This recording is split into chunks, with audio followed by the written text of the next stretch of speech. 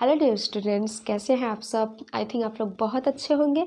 तो इस लेक्चर में हम बहुत ही झटका देने वाला एक टॉपिक लेकर आए हैं जिसका नाम है तुल्यता संबंध। एक्चुअली बच्चों को ये प्रॉब्लम होती है कि तुल्यता संबंध क्या है, कैसे इसको सॉल्व करें। समझ में नहीं आता कि कैसे इसको राइट करें, कैसे इसको समझे, ये कहना क्या चाहता है। तो मैंने सोचा कि क्यों ना मैं एक वीडियो बनाऊं और आप लोगों को शेयर करूं। So in this lecture we want to discuss about तुल्यता संबंध इक्विवेलेंस रिलेशन। दरअसल तुल्यता संबंध जो होता है एक संबंध होता है। तो तुल्यता संबंध को डिफाइन करने से पहले मैं संबंध समुच्चय के बारे में बताना चाहूँगी कि जो संबंध समुच्चय होता है ये कार्तीय गुणन A क्रॉस A और A क्रॉस B का एक समुच्चय होता है।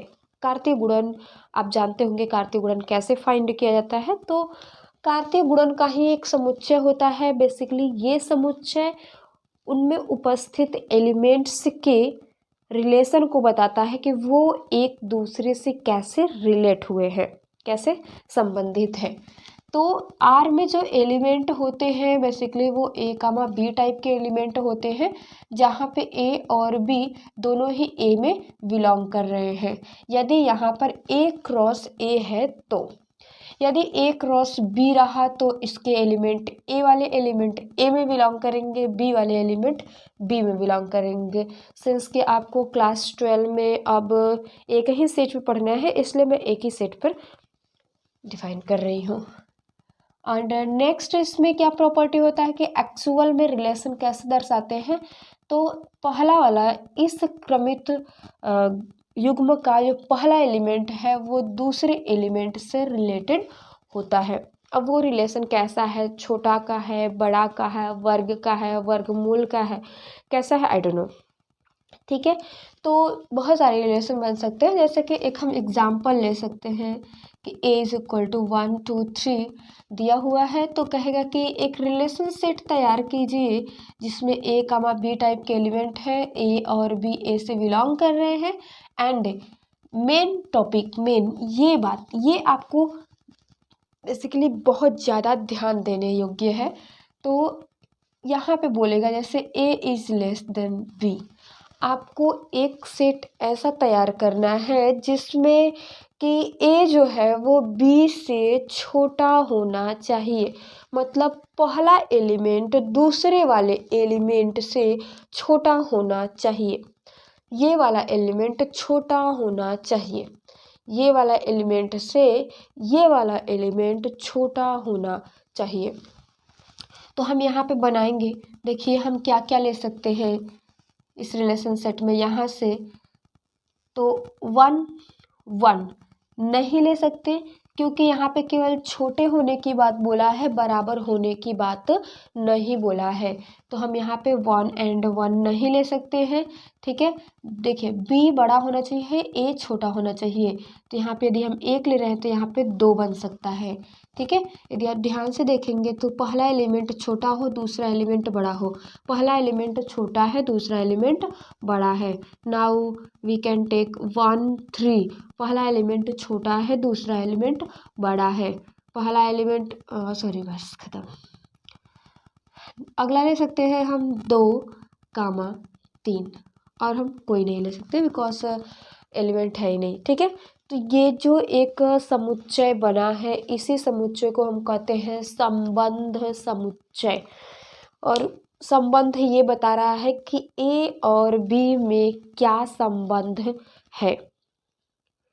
आई थिंक आप लोग समझ गए होंगे कि क्रमित जो ए क्रॉस बी होता है, मतलब जो कार्तीय गुणन होता है, उसी में से हम कुछ एलिमेंट्स उठाते हैं, बशर्ते वही एलिमेंट्स उठाते हैं जिनके एलिमेंटों के बीच में कुछ रिलेशन होता है। ठीक है, यहाँ पे इसके बहुत सारे एलिमेंट्स बनेंगे। जब हम इसको मल्टीप्लाई करेंगे 9 एलिमेंट बन जाएंगे। लेकिन से हमारे रिलेशन के अनुसार, ये जो रिलेशन ये बात बोल रहा है इसके अनुसार हमको 3 एलिमेंट उसमें से मिले हैं। ठीक है, तो ये रिलेशन आपका कहलाता है, सॉरी ये सेट आपका कहलाता है रिलेशन। आई थिंक आप लोग रिलेशन को बहुत अच्छे से समझ गए होंगे। ठीक है, बेसिकली आप केवल यहाँ पर ध्यान दीजिएगा कि ये क्या कहना चाह रहा है, ए बी से किस प्रकार से संबंधित है, बस ये आपको बात ध्यान देनी है। उसके बाद कार्तीय गुणन को लिख देना है। ठीक है, तो यहाँ पे हम आते हैं, तो बेसिकली हमको डिस्कस करना है तुल्यता संबंध के बारे में। तो एक ऐसा संबंध जो 3 कंडीशनों को सेटिस्फाई करता हो। पहला स्वतुल्य, दूसरा सममित, तीसरा संक्रामक। यदि कोई रिलेशन स्वतुल्य है तो स्वतुल्य का मतलब क्या होता है कि स्वयं से तुलना। ठीक है, यदि किसी सेट में, यदि कोई सेट है और उसमें ए कामा ए टाइप के एलिमेंट बिलोंग कर रहे हैं, for all A belongs to capital A, that means कि यदि ए में जितने भी एलिमेंट हैं, 10 ठो है, 5 ठो है, 100 ठो है, चाहे जितने भी एलिमेंट हैं, यदि उन सभी एलिमेंट के लिए ए कामा एक मतलब दोनों, पहला एलिमेंट और दूसरा एलिमेंट दोनों यदि सेम है और ऐसा वाला एलिमेंट आर में बिलोंग कर रहा है, तो हम कहेंगे कि यह रिलेशन सेट स्वतुल्य है। फॉर एग्जाम्पल में हम इस रिलेशन सेट में देख सकते हैं कि यहाँ पे फॉर ऑल एलिमेंट इन ए के लिए, जैसे 1 कामा 1, 2 कामा 2, 3 कामा 3, क्या ये आर में बिलोंग कर रहा है? नहीं कर रहा है ना भाई। 1 कामा 1 कहाँ है, 2 कामा 2 कहाँ है, 3 कामा 3 भी नहीं है। ठीक है, तो यदि ऐसा कोई रिलेशन सेट मिल जाए जिसमें कि जिस सेट पे हम रिलेशन बना रहे हैं उस सेट के प्रत्येक एलिमेंट के लिए एक इस टाइप का एलिमेंट मिल जाए, तो हम उस रिलेशन सेट को कहते हैं कि वह स्वतुल्य है। ठीक है, आई थिंक आप लोग स्वतुल्य का मतलब समझ गए होंगे कि आर में यदि ए कामा ए टाइप के एलिमेंट बिलोंग कर रहे हैं फॉर ऑल ए, तो हम कहेंगे कि ये जो आर है वह स्वतुल्य है। बेसिकली माइंड में केवल इतना ध्यान रखिएगा कि जो भी क्रमिक युग्म रहेगा रिलेशन सेट में, उसमें पहला एलिमेंट और दूसरा एलिमेंट दोनों बराबर होना चाहिए। ठीक है, ये है स्वतुल्य। नेक्स्ट हम बात करते हैं सममित की, कि सममित क्या होता है। तो सममित ये कहता है कि मान लीजिए कि ए कामा बी टाइप का एलिमेंट आर में बिलोंग कर रहा है, जहाँ पे ए और बी आपस में बराबर नहीं है, मतलब डिफरेंट एलिमेंट है, लाइक एस 2 3 इस टाइप के एलिमेंट है। ठीक है, यदि ए कामा बी टाइप के एलिमेंट आर में बिलोंग कर रहे हैं, तो पुनः यदि इसका जस्ट अपोजिट बी कामा ए भी आर में बिलोंग कर रहा है, तब हम कहेंगे कि आर सममित है।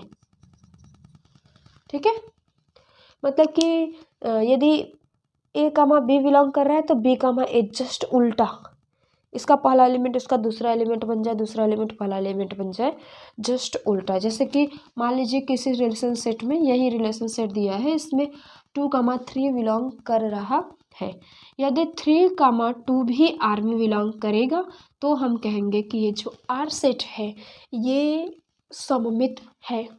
लेकिन यहाँ पे हम ध्यान से देखें तो 2 कामा 3 तो इसमें बिलोंग कर रहा है, लेकिन इसका जस्ट अपोजिट 3 कामा 2 आर में बिलोंग नहीं कर रहा है। दैट मीन्स कि आर जो है वो सममित नहीं है। ठीक है, तो ये है सममित का डिफिनीशन। संक्रामक क्या कहता है? संक्रामक ये कहता है कि यदि ए कामा बी, बी कामा सी, ध्यान से देखिएगा, ए कामा बी, फिर अगला वाला एलिमेंट जस्ट यदि कोई मिल जाए जो बी से स्टार्ट होने वाला हो, बी कामा सी आर में बिलोंग कर रहे हैं, this implies A comma C, B को जो मैच कर रहे हैं इनको निकाल देंगे तो बचेगा ए कामा सी, ये भी आर में बिलोंग करना चाहिए। यदि ऐसा हो रहा है तो हम कहेंगे कि रिलेशन सेट संक्रामक है, अन्यथा संक्रामक नहीं है। एग्जाम्पल के तौर पे हम ले सकते हैं, जैसे कि यहाँ पे ले लीजिए, ठीक है, 1, 2, ठीक है, हमने एक एलिमेंट लिया है 1, 2, फिर 2 से ही स्टार्ट होने वाला चाहिए हमको एलिमेंट। जैसे यहाँ पे बी है तो बी से स्टार्ट होने वाला लिए है ना, तो वैसे ही यहाँ पे 1, 2 है तो 2 से स्टार्ट होने वाला एलिमेंट हमको खोजना है। ये रहा 2, 3, ये भी आर में बिलोंग कर रहा है, ठीक है। तो देख रहे हैं, इस 2 को गायब कर दीजिए, जो बीच में है इस 2 को गायब कर दीजिए, किनारे किनारे वालों को ले लीजिए। 1, 3, 1 बचा, 2 को गायब किए, 3 बचा। 1, 3 यदि आर में बिलोंग कर रहा है तो हम कहेंगे कि आर संक्रामक है। तो यहाँ पे यदि आप ध्यान से देखेंगे तो 1, 3 आर में बिलोंग कर रहा है। दिस इम्प्लाइज कि ये जो रिलेशन सेट है ये संक्रामक है, ठीक है। हम कहेंगे कि आर क्या है, संक्रामक है, ठीक है। एक बार फिर से रिवाइज कर दे रहे हैं। सतुल्य क्या है? सतुल्य ये कहता है कि यदि कोई भी रिलेशन सेट है और वो जिस सेट पे डिफाइन है उस सेट के सभी एलिमेंट के लिए यदि ए टाइप के एलिमेंट आर में बिलोंग कर रहे हैं तो हम कहेंगे कि आर स्वतुल्य है। मतलब पहला और दूसरा एलिमेंट दोनों सेम होना चाहिए। यदि ऐसा बन रहा है तो आर स्वतुल्य है। दूसरा, यदि बी टाइप के एलिमेंट आर में बिलोंग कर रहे हैं जहां ए और बी बराबर नहीं है तो बी ए भी आर में बिलोंग करना चाहिए। यदि ऐसा हो रहा है तभी आर वाला सेट सममित होगा, अन्यथा सममित नहीं है, ठीक है। तीसरा कहता है कि यदि बी और बी से ही स्टार्ट होने वाला कोई एक एलिमेंट मिल जाए लाइक बी सी, तो बी को गायब करने पर बचेगा आपका सी। यदि सी भी आर में बिलोंग कर रहा है तो हम कहेंगे कि आर जो है वो संक्रामक है, ठीक है। तो एक्चुअल में तुल्यता संबंध क्या होता है? तुल्यता संबंध जो है ये भी एक संबंध है यदि कोई भी रिलेशन सेट वो स्वतुल्य हो, सममित हो और संक्रामक, मतलब तीनों हो। स्वतुल्य भी होना चाहिए, सममित भी होना चाहिए और संक्रामक भी होना चाहिए। यदि कोई आपको ऐसा रिलेशन सेट मिल रहा है तो उस रिलेशन सेट को हम तुल्यता संबंध या इक्विवेलेंस रिलेशन कहते